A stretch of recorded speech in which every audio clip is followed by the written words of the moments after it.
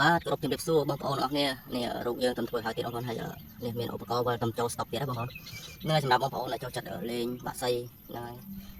មានដុំវិលនេះគឺវាអេម្យ៉ាងដែរបងប្អូនវាតាក់ទាញហើយមើលរូបយើងបងប្អូនសន្និឲ្យបងប្អូនស្អាតបងប្អូនមើលហ្នឹងអេហើយដាច់បងប្អូនរូបនេះខ្ញុំធានាឲ្យ